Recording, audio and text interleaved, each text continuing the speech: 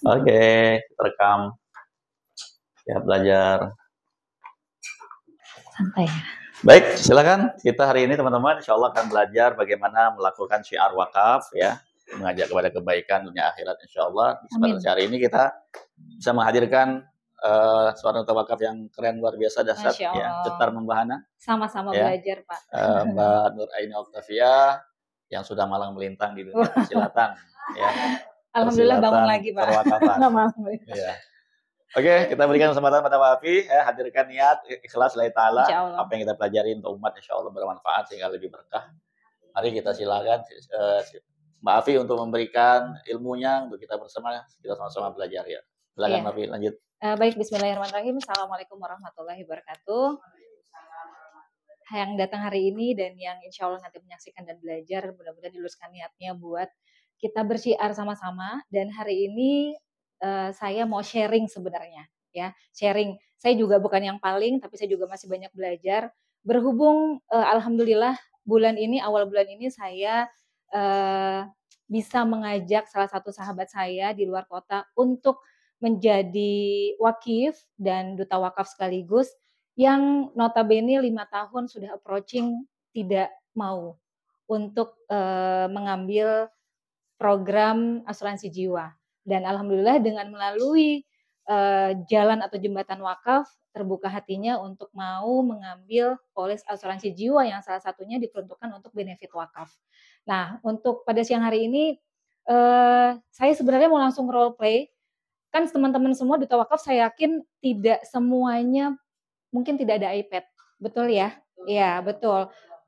Belum. Nah, insya Allah nanti mudah-mudahan kita bisa beli iPad. Nah, untuk mengantisipasi dan mungkin bisa jadi salah satu jalan keluar karena tidak memiliki iPad, kita modalnya kertas aja, ya. Jadi kemarin itu saya dikasih kesempatan sebenarnya hanya karena nggak semuanya wakif kita atau calon prospekan kita itu punya waktu yang banyak untuk mendengarkan kita. Ya, kalau materi yang sudah ada di Duta Wakaf, Kuantum Wakaf mungkin banyak beratus-ratus lembar slide dan biasanya kurang lebih 45 sampai 1 jam. Tapi ini saya coba untuk ngerangkum dengan cara saya karena masing-masing duta wakaf saya pikir punya cara masing-masing untuk bisa membuka hati ya. Bukan berarti kita paling jago, bukan. Tapi sekali lagi hidayah itu, kemauan itu datangnya dari Allah. Kita hanya wasilah saja gitu ya. Baik, nanti mungkin bisa disiapkan satu lembar. Saya ada sih lembaran-lembaran, Mbak Nisa, Bu. Oke, jadi saya kemarin itu waktu saya sharing tentang wakaf, saya yang pertama pasti memperkenalkan diri. Ya, nanti mungkin langsung nih kita langsung role play. Sekarang jam berapa nih? Kurang lebih setengah jam kita belajar bagaimana cara langsung. Kebetulan ada berdua. Kalau Pak Azul kayaknya sudah expert ya. Yang lain juga insya Allah akan menuju ke sana ya sambil belajar. Oke, yang pertama pasti kita introduce dulu. Perkenalan dulu sama calon wakif kita, calon prospek kita, siapa kita. Ya, kalau saya jujur ketika saya mau WA ataupun menghubungi calon wakif atau calon nasabah, saya langsung to the point.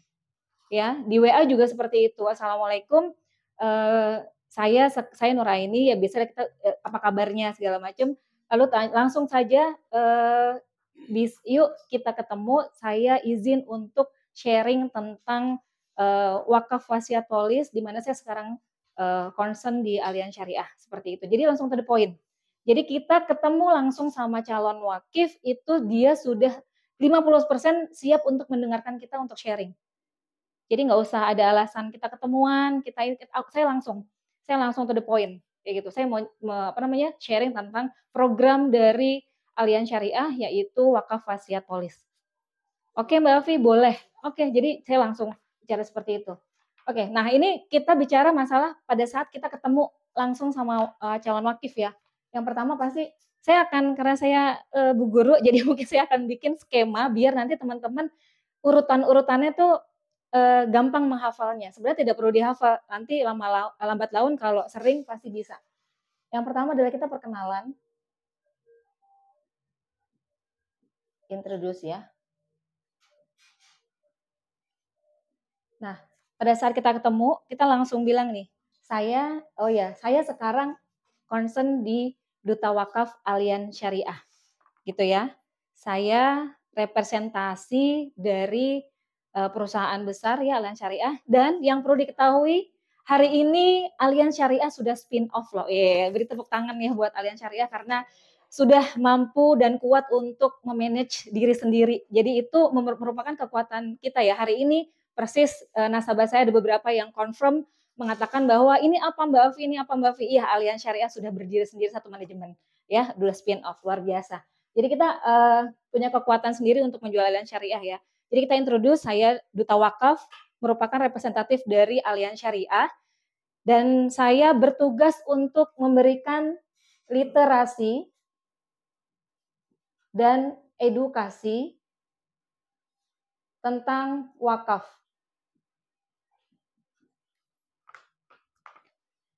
Yang kedua, merencanakan waris dan wakaf dengan mudah, ringan, dan amanah. Dan teman-teman, ini saya hafal ketika saya memperkenalkan diri. Ya, kita boleh sama-sama ya. Saya contohin dulu, nanti teman-teman langsung role play. Jadi santai aja, berdua-berdua pasang-pasangan. Iya, sekarang saya sedang berada di concern untuk ada di Duta Wakaf Allianz Syariah. Saya bertugas untuk memberikan literasi dan edukasi tentang perwakafan, yang bertugas untuk merencanakan membantu umat muslim untuk memiliki waris dan wakaf dengan cara yang ringan, mudah, dan amanah. Jadi dia tahu nih siapa kita posisinya. Ya, jadi jangan dia mengira-ngira, oh apa sih bedanya wakaf dengan yang lain, segala macam. Sekarang langsung nih, saya satu-satu, biar nanti ada kesini lagi perkenalan. Sekarang role play langsung. Iya, Mbak, tidak perlu saklek, tapi intinya poin-pointernya ini, gitu ya. Mbak Dita boleh sama Mbak Ayu, kemudian Mbak Yuni boleh sama Mbak. Oke, boleh. Masing-masing, nggak nyampe 5 menit kok ngomong kayak gini. Nggak apa-apa, baca juga nggak apa-apa, namanya juga belajar. Assalamualaikum warahmatullahi wabarakatuh.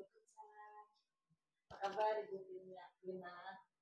Perkenalkan, nama saya Wahyuni, bisa dipanggil Yuni. Ayo langsung, ibu-ibu nggak usah gantian Ibu. Saya sekarang konsen di Duta Wakaf Allianz Syariah. Iya, Allianz Syariah. Memberikan literasi dan edukasi tentang wakaf. Merencanakan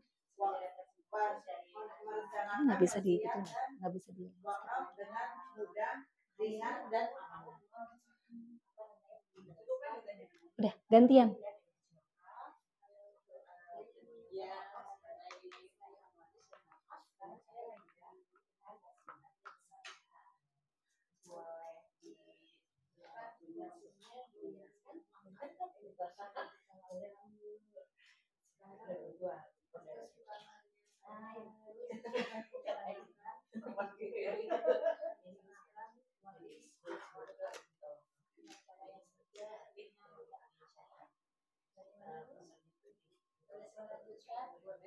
Nextnya setelah perkenalan kita bisa bilang kenapa sih wakaf itu ada di fitur dari asuransi jiwa Allianz Syariah.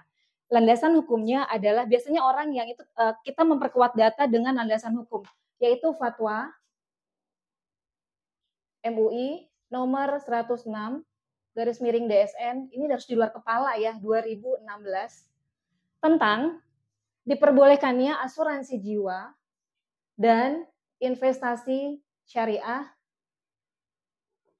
tulisan saya bagus ya, untuk wakaf. Nah, kalau kita punya data dan punya landasan hukum, kesannya kayaknya pinter ya. Itu harus sebenarnya ya, menguatkan kita, power kita untuk melanjutkan obrolan selanjutnya sebenarnya. Ya, oke. Bagus ya tulisannya. Oke, kenapa sih ada fitur wakaf di asuransi jiwa Allianz ya? Karena ini berdasarkan fatwa dari MUI nomor 106 garis miring DSN garis miring 2016, ini harus dihafal ya teman-teman ya.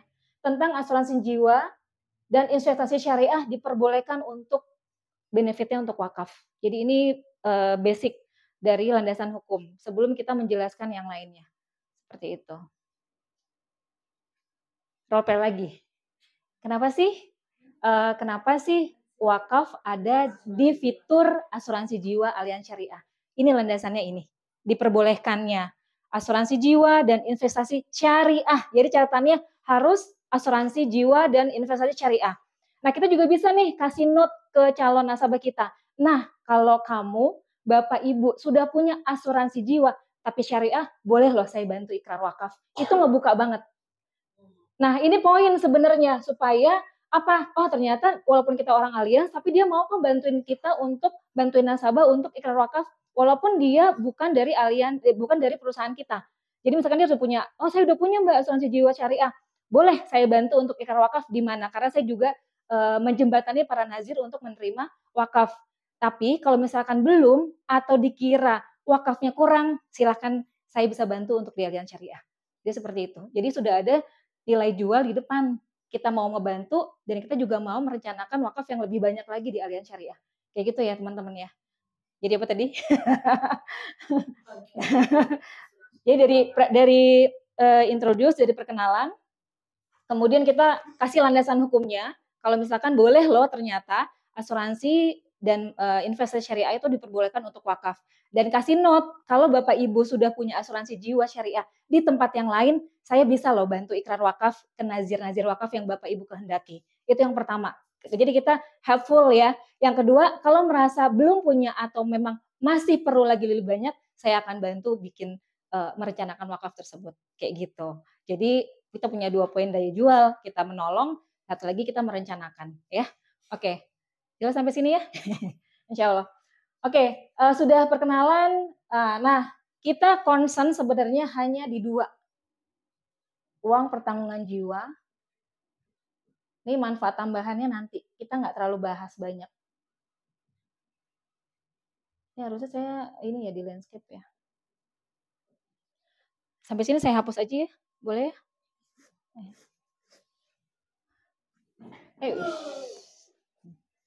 Tenang. Ini hafalin ya nanti ya.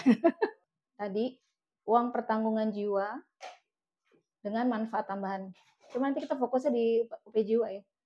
Saya kemarin bikin skema ini di depan nasabah. Jadi saya nggak pakai iPad karena memang dia sebenarnya nggak punya waktu banyak. Kalau iPad kan kita banyak ya manfaat tambahan. Oke, uang pertanggungan jiwa atau asuransi jiwa ya, uang pertanggungan jiwa itu terdiri dari ini kan manfaat utama. Yang ini lain-lain bisa tambahannya. Kita fokus di sini. UP jiwa, kenapa sih kita butuh uang pertanggungan jiwa? Kita kasih edukasi, uang pertanggungan jiwa bukan mengganti harga sebuah jiwa. Tapi dia mengganti nilai ekonomi dari kepala keluarga atau pencari nafkah. Ini yang harus diedukasi. Nilai ekonomi. Ya. Sebuah nyawa tidak bisa diganti dengan uang pertanggungan jiwa. Tapi fokusnya pada kita mengganti, membackup nilai ekonomi yang hilang kepala keluarga atau pencari nafkah.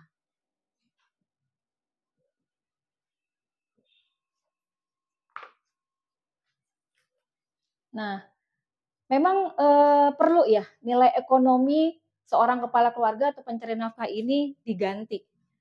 Kita keluarin ayat Al-Baqarah. Ini kemarin saya pakai juga. Ini ada di kelasnya Pak Zul di kelas Vision ya 240. Ada yang punya Quran nggak? Boleh dibuka. Nah, kita juga gitu ya. Kalau kita hafal kurang lebih pointernya, silakan kalau yang punya nafkah yang liquid. Jadi kita bahasanya adalah yang liquid.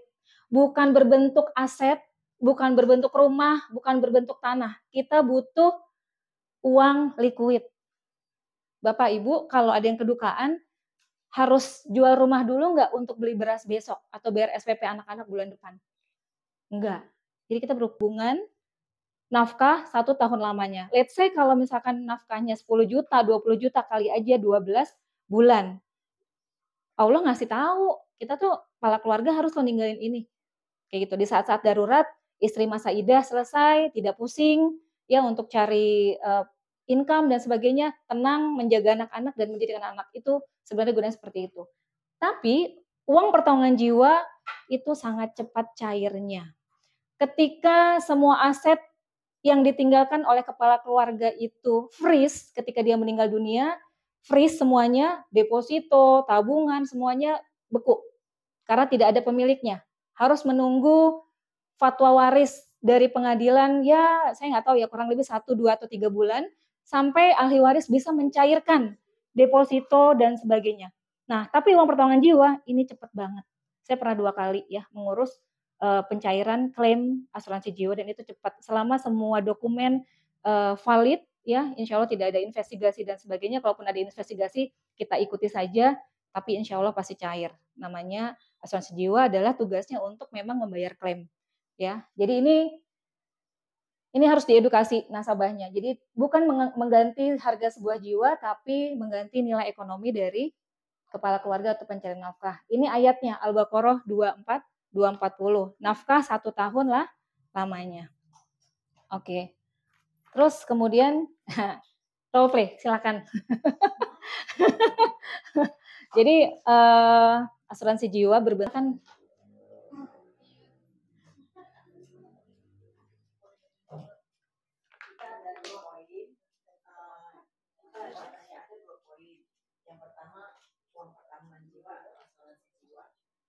manual tambahan. Jadi uang pertama itu kita bukan mengganti harga sebuah jiwa. Iya. Tapi mengganti nilai ekonomi kepala keluarga atau pencari nafkah. Apa perlu ya? Perlu, karena ada di Al-Baqarah ayat 200. Tapi kalau misalkan juga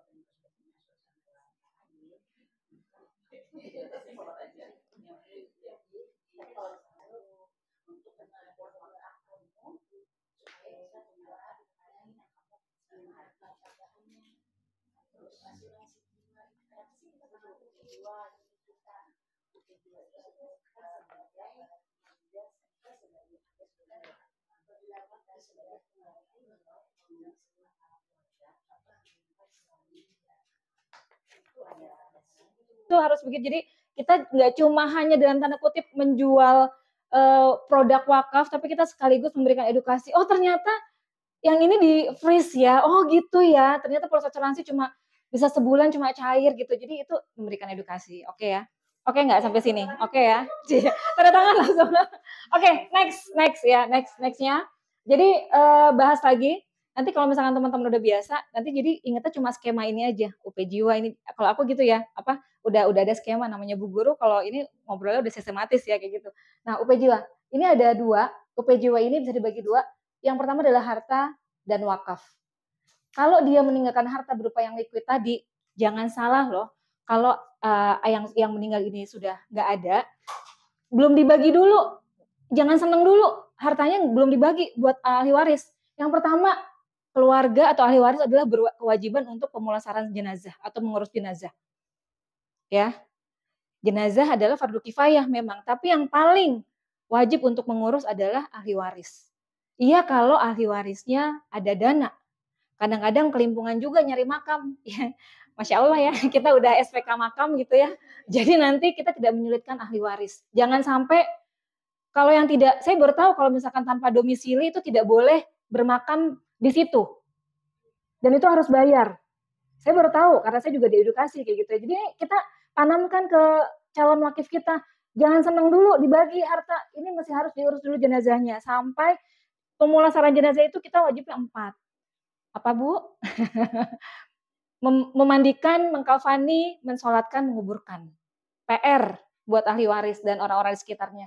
Yang kedua, ada nggak hutang piutang yang harus dibayarkan oleh ahli waris? Nggak akan masuk ya ke surga dihisab kalau hutang piutangnya belum selesai.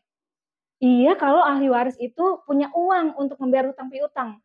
Minimal kalau si wakif ini punya uang pertanggungan jiwa, ahli waris, mohon maaf, pakai uang saudara dulu atau siapa dulu untuk membayar, dia akan punya harapan, oh ya nanti kalau asuransi jiwa orang tua saya cair, saya akan bayarkan.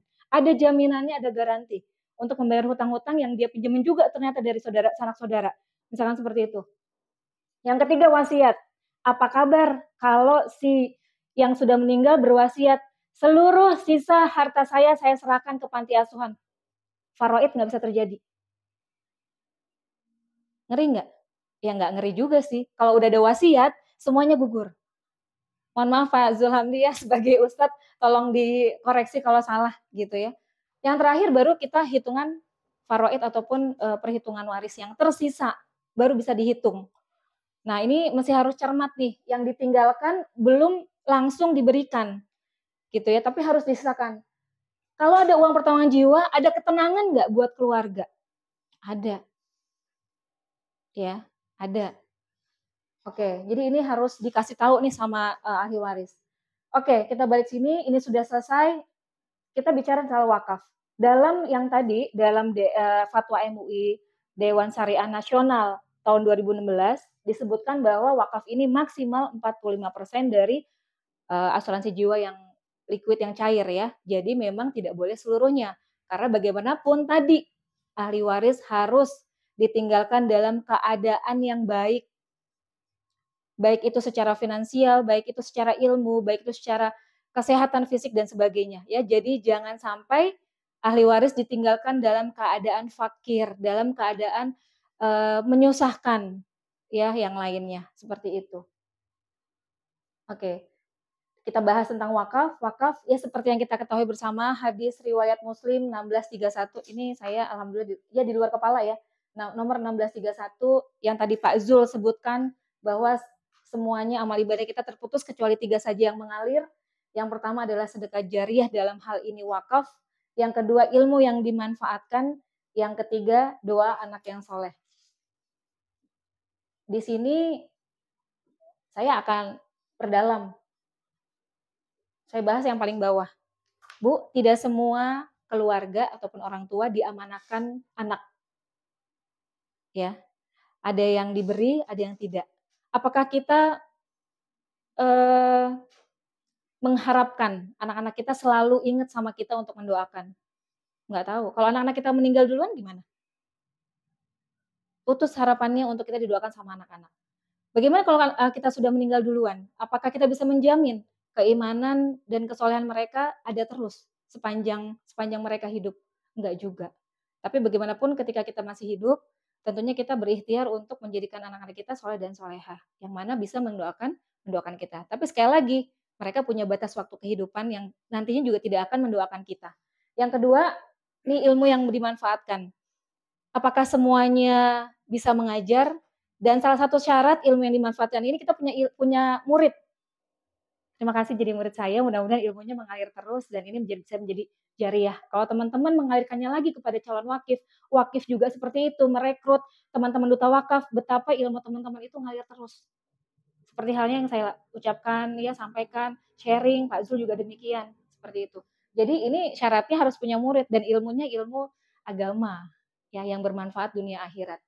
Dan yang terakhir adalah kalau kita masih deg-degan anak kita nanti masih soleh atau tidak, ataupun masih mendoakan tidak. Kalau kita deg-degan ilmu kita terbatas, tidak tersampaikan dengan baik oleh murid-murid kita, satu-satunya wasilah yang bisa mengantarkan kita untuk amal jariah kita terus-menerus tidak terputus, ya ini wakaf.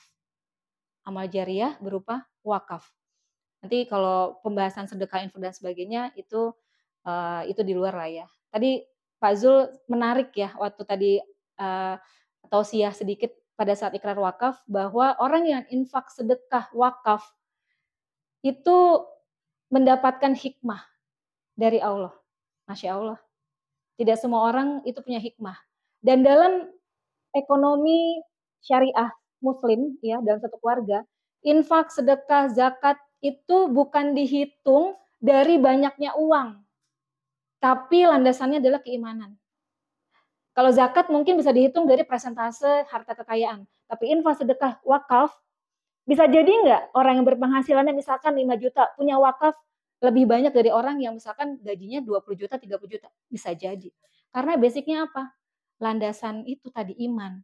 Dan orang yang lebih banyak mau punya hikmah. Masya Allah ya. Mau nggak kita dikasih hikmah sama Allah? Gitu ya. Jadi ya sambil kita mengingatkan diri sendiri juga ya, wakafnya udah seberapa banyak gitu ya. Aduh, baru 100 juta, aduh baru 500 juta gitu. Yang belum ikrar wakaf, tolong ikrar wakaf besok ya. Amin, insya Allah. Oke, jadi abis ini sudah sampai sini, mungkin sekitar 20 menit atau 30 menit, kita balik lagi. Kalau Bapak Ibu mau berwakaf, memang wakaf itu berapa saja. Yang penting seikhlasnya. Tapi semakin banyak kita berwakaf, maka kebermanfaatannya pun semakin besar. Beda orang yang wakaf 50 juta sama yang 500 juta. Yang satu cuma jadi pintu gerbang, yang satu jadi kelas. Di sebuah pesantren misalkan, yang satu 50 juta, yang satu 500 juta. Ya. Nah, wakaf itu sendiri apa sih? Menyerahkan, ini boleh di literasinya boleh ya, menyerahkan sebagian harta. Nah, sebagian harta tadi dibatasi 45% tadi ya. Sebagian harta dalam waktu tertentu maupun selamanya. Jadi boleh dibatasi misalkan kayak contoh ambulan, kan ada masa pakai gitu ya. Kemudian kayak wakaf mukena sajadah, ada waktunya robek nggak? Ada waktunya robek. Usang, dibuang nggak? Dibuang. Makin besar, makin lama masa pakainya, maka kebermanfaatannya semakin banyak dan semakin luas, gitu ya.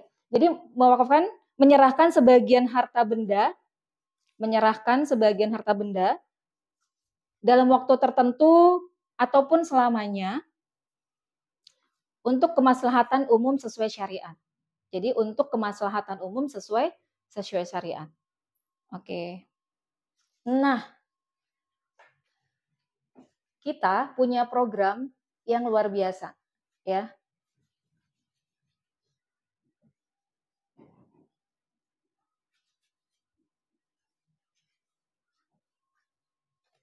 Jadi program kita adalah, kita masuk ke sini, Kuantum Wakaf. Boleh? Boleh nggak wakaf 10 juta? Boleh. Tapi kalau bisa 100 juta, kenapa harus 10 juta? Gitu ya. Contoh, kita mau wakaf 500 juta. Kenapa contohnya 500 juta? Ini kita beli rumah aja, 70 meter persegi aja udah 1 M. Bener nggak? Bener. 500 juta mungkin bisa jadi tempat wudhu di pesantren, atau bisa jadi satu musola kecil, atau beberapa kelas di pesantren misalkan ya, kalau misalkan untuk pesantren, atau musola kecil di sini ya, di IKD sendiri gitu ya. Pilihannya adalah 2. Cara manual, nah ini yang seperti biasa ya, dan ini cara kuantum. Kalau cara manual berarti perlu 40 tahun. Kalau misalkan 1 juta per bulan, butuh 40 tahun. Artinya, kalau Bapak dan Ibu sekarang usia 40 tahun, berarti nunggu usia berapa, Bu? 80 tahun untuk menjadikan 500 juta. Nabung 500 juta ini. Pertanyaannya, pede banget sih usianya sampai 80 tahun. Gitu ya. Jadi ini cara manual. Cara kuantum adalah 1 juta sama per bulan. Dan langsung bisa ikrar wakaf. Jika di tengah jalan berhenti karena kita lagi dipanggil sama Allah, selesai amanah, pulang, maka tetap terbentuk ya, wakaf 500 juta.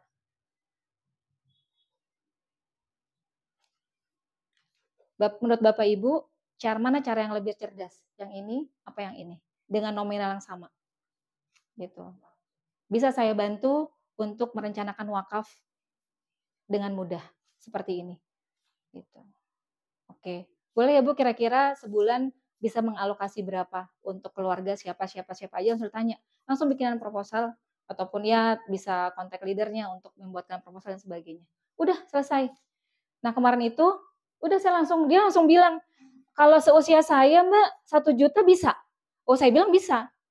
Pasti nanti nasabah ataupun wakif tanya minimal berapa. Kan kita ada nilai minimal ya.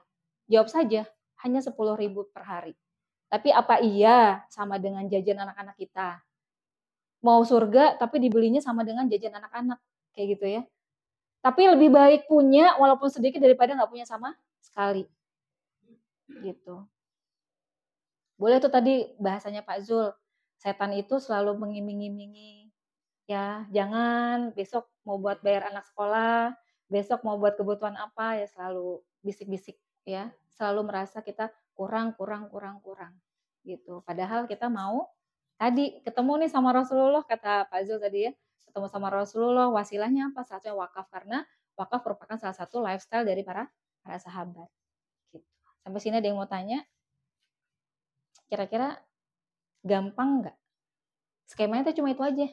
Jadi dari perkenalan, landasan hukum, UP jiwa, tambahan, UP jiwa dibagi 2, harta sama wakaf. Jelasin harta sama wakafnya. Gitu. Udah, langsung ke kuantum wakaf. Setengah jam insya Allah selesai. Gitu. Ya. Pakai kertas sih lebih gampang ya. Pakai kertas. Kalau teman-teman mau bikin skema yang kayak tadi, bikin pointer-pointernya, tapi ketika nanti di depan wakif, teman-teman bisa langsung misalnya landasan hukum apa. Jadi kesannya teman-teman punya